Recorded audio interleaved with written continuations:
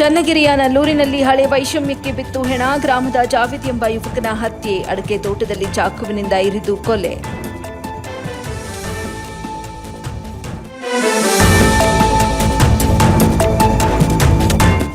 ಬೇಸಿಗೆ ಬಿಸಿಲಿಗೆ ಬಸವಳಿದ ಜೀವ ಸಂಕುಲ. ತಮ್ಮ ಮನೆಯ ಸುತ್ತಲೂ ನೀರಿನ ಸೌಕರ್ಯ ಮಾಡಿ. ಪ್ರಥಮ ದರ್ಜೆ ಗುತ್ತಿಗೆದಾರ ಆರ್ಪಿ ಪರಮೇಶ್ ಮನವಿ.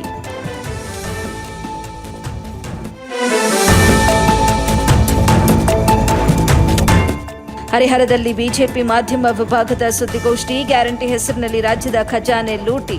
ಸರ್ಕಾರದ ವಿರುದ್ಧ ಶಾಸಕ ಬಿಪಿ ಹರೀಶ್ ವಾಗ್ದಾಳಿ.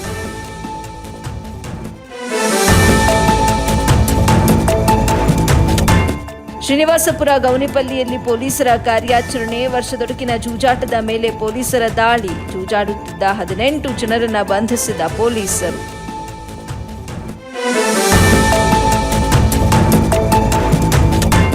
ರಾಜ್ಯಸಭೆಯಲ್ಲಿ ವಕ್ಫ್ ತಿದ್ದುಪಡಿ ಬಿಲ್ ಮಂಡನೆ ವಿಚಾರ. ಇವರು ಮುಸ್ಲಿಮರ ವಿರೋಧಿ, ಬಿಲ್ಕುಲ್ ನಾನು ಒಪ್ಪೋದಿಲ್ಲ. ಚಿಕ್ಕಬಳ್ಳಾಪುರದಲ್ಲಿ ಶಾಸಕ ಪ್ರದೀಪ್ ಈಶ್ವರ್ ಕಿಡಿ.